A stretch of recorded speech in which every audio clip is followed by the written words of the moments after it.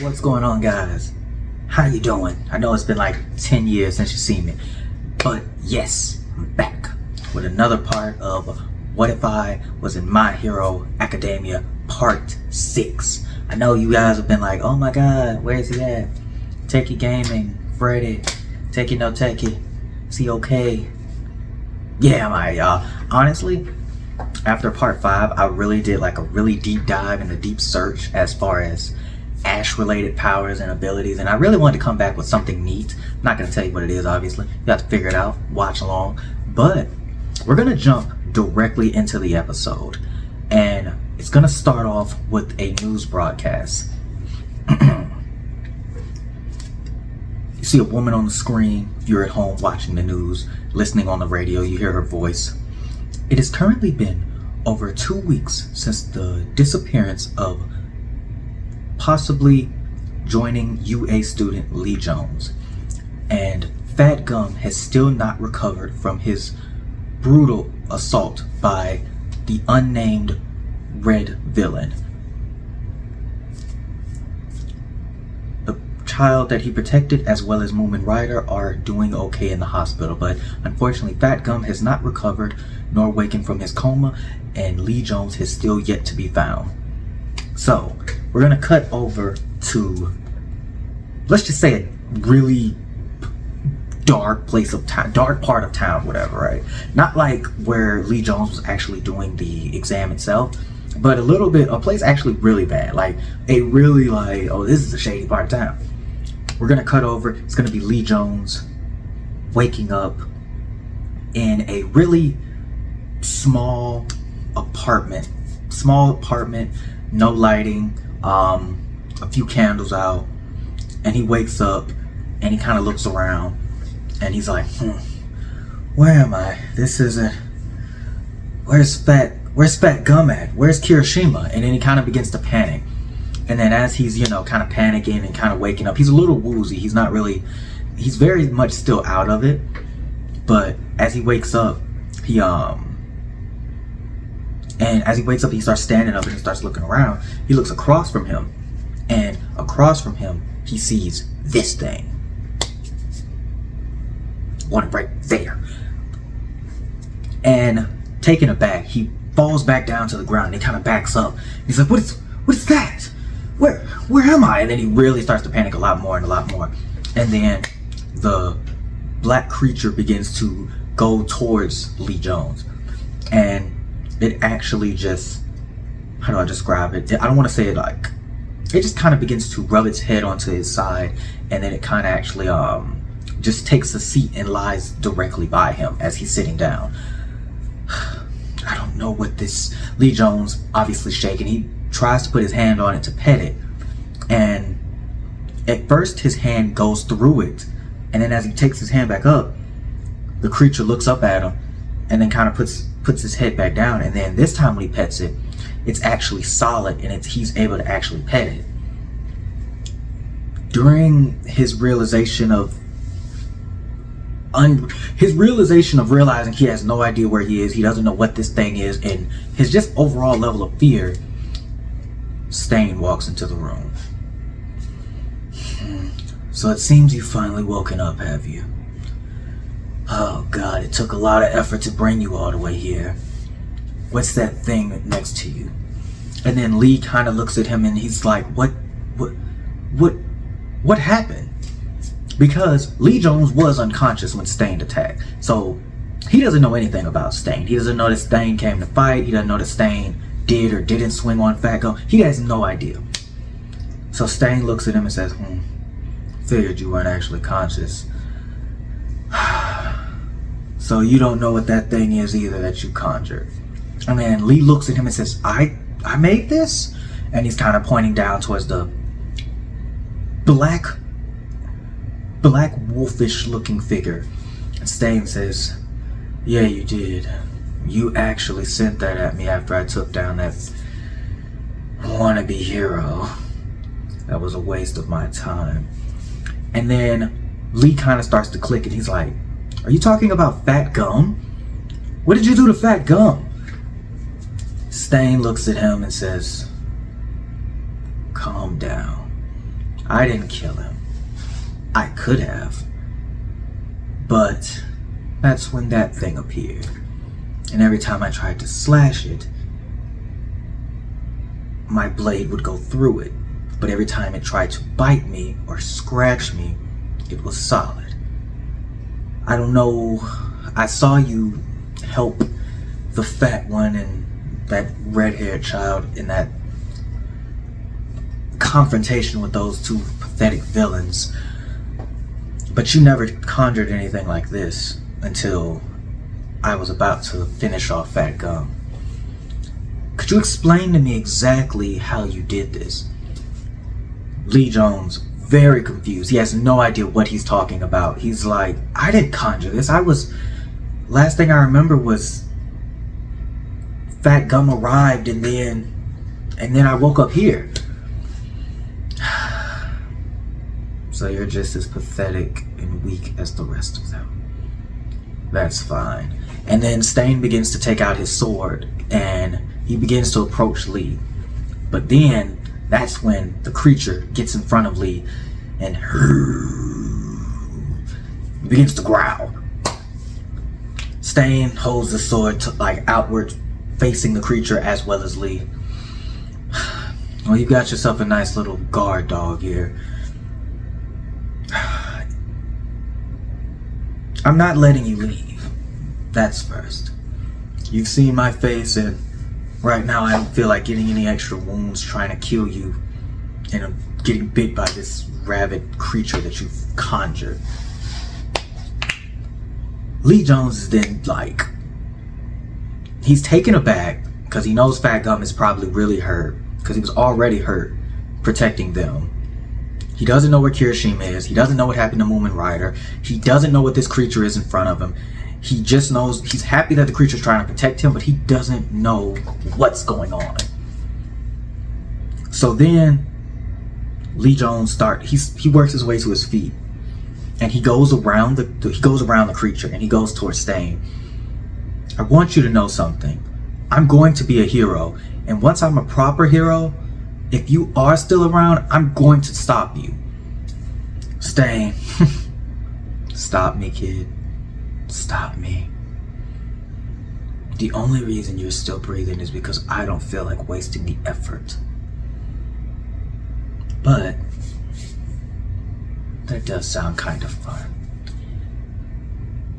Kid, you seem like you have a little bit of resolve in you, but you're never gonna make it as a hero.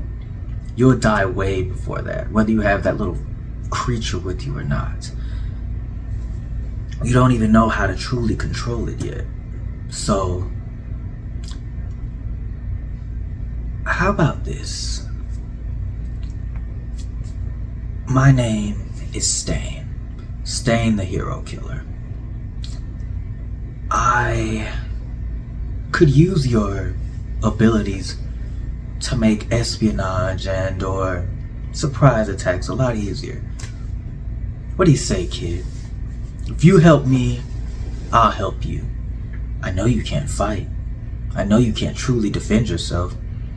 I know if I were to... And then, in the same breath, Stain is at Lee Jones' neck with the sword and says, I still could kill you very easily. And even in the same breath, in the first breath, he's here, but then the creature does jump in between the both of them, and Stain, of course, backs off again. Lee kind of drops to his knee and kind of drops to his knees. He puts his hand on his throat. He's like, a small trickle of blood comes out. And then that's when Stain looks at Lee and says, allow me to show you something. And he licks the blade, and Lee is like, what are you... And then Lee falls down to the ground, paralyzed. As we all know Stain's ability, gets a piece of that blood, get that little HIV in him, he's good to go. So, and you're not. So he falls to the ground, and he's paralyzed. And then Stain says, I'm gonna leave you here for a while to think about it, because, like I said, you're not leaving here anytime soon. And until I have your word that I don't have to kill you yet. And until you're worth killing, it's no point in me just killing a child. So I'll be back. Don't go far, and don't try to escape, because I will find you. And then Lee, paralyzed, but he kind of is managing to get out. You don't even know me. Then Stain, as he's leaving, turns his head and tells him, Lee Jones, height, weight. And then he begins just recanting all of Lee Jones, his stats, like not stats, bad word. He just starts describing Lee Jones. He describes where Lee Jones lives. He describes his family's commute to work. He describes everything about Lee Jones to Lee Jones, basically putting into his mind, if you leave, I'll kill you and everyone you love. So now Lee Jones is he's really scared, because now he's stuck between a rock and a hard place. He knows for a fact that whatever this creature is, it may be strong, it may be able to kind of help him to an extent, but he knows that he can't keep everybody safe if he runs. Like if he runs, he's putting his family in danger. So I don't know what blood type, I forgot the blood types exactly, but let's just say he's like paralyzed for an amount of time, like not long, it ain't like forever, because he can't paralyze him that long. But so he's paralyzed for a little while. He eventually gets up. He starts exploring the apartment, him and the creature. He works his way to the kitchen. It's I said there was no lights. I didn't say there was no electricity. It's just lights and candles. I'm sorry, it's just no lights but candles. But the fridge is on. There's a microwave. He opens it up. He sees it's a cup of noodles, and it's just really a lot of couple bottles of water in the fridge. It's a very empty looking fridge, but it's like 3 cups of noodles and like 3 bottles of water. He takes a cup of noodles, runs a little water in it, heats it up. He sits down and he gets ready to eat. And then he looks towards the creature and he kind of offers the creature something. The creature doesn't seem like it needs to eat. So Lee Jones is now he starts really contemplating back to what Stain said about the fact that he really can't defend himself. Like, I mean, he thinks about it in that last fight. He was borderline useless up until the very end. And how badly he panicked and how he really was just not as... Beating up that bird guy made him feel pretty tough. Getting to a tie with his friend, Nirengeki. No, it wasn't Nirengeki. That was the, oh my god, I forgot that man name. Tomaru? I think it's Tomaru. Tomaru and Nirengeki. I think it's Tomaru. Getting into a fight with his friend Tomaru, and they finally tying, made him feel like, alright, even though he normally would win with Ash, he realizes, like, he's not, like, people are starting to pass him, and it's kind of starting to really weigh on his mind. So as he's eating the noodles, and even during the test, like, he did bad. He did so bad that they basically said, we're gonna need you to come, you gotta do something else, brother. So as he's eating the noodles, he just really contemplates what Stain says. And when Stain comes back in, he says, Stain comes back in, of course, full of blood. It's been about 3 hours. Stain looks at him and says, kid, I know what it's like to be weak. And I'm not saying you have to necessarily do what I do, but I just have a small list of people who I need to get rid of. You help, and I'll help you. In best case scenario, I'll let everyone live, including yourself. Trust me, kid, I don't need your help. I don't even truly want your help. But if I want to be able to kill All Might, I need to get there as quickly as possible. So what do you say? And then Stain extends his hand. Lee Jones,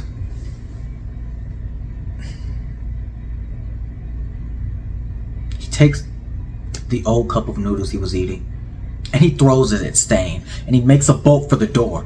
He's running towards the door. Stain cuts cuts him right off. He obviously cut the noodle packet box thing in half. He's standing in front of him, blade raised up, getting ready to drill it down into Lee Jones. The creature jumps in front of him and goes to bite Stain. Before it can bite Stain, Stain ducks low and punches the creature in the stomach. The creature falls to the ground. Lee, completely confused because he thought the creature was somewhat intangible, but somewhat tangible only when it wanted to be. Stain watches the creature fall, and then he looks towards Lee. You didn't think I could figure it out? Yes, it's made of ash, but it's condensed ash. It's black ash. So it uses its, I guess, properties to make itself intangible and tangible. Tangible when it wants to bite, scratch, intangible when it doesn't want to be hit. You just have to be faster than it. And then Stain steps over the creature and goes to Lee and puts the blade to his neck. I told you. I know what it's like to be weak. I can take that feeling away from you. Or I can take everything away from you. I'm gonna end it right there, guys. No question. I know what's gonna happen because it's not an odd number. I know y'all mad. Y'all thinking, oh, I know what I'm gonna say. He better fight back. Nope. Yeah. Good to be back, guys. Hope you guys enjoyed this episode. Looking forward to the next part. Gonna be dropping it really soon. Techie, gaming. Stream my music on all platforms. I'm sorry. Taking no take. I'm tired. Enough of that.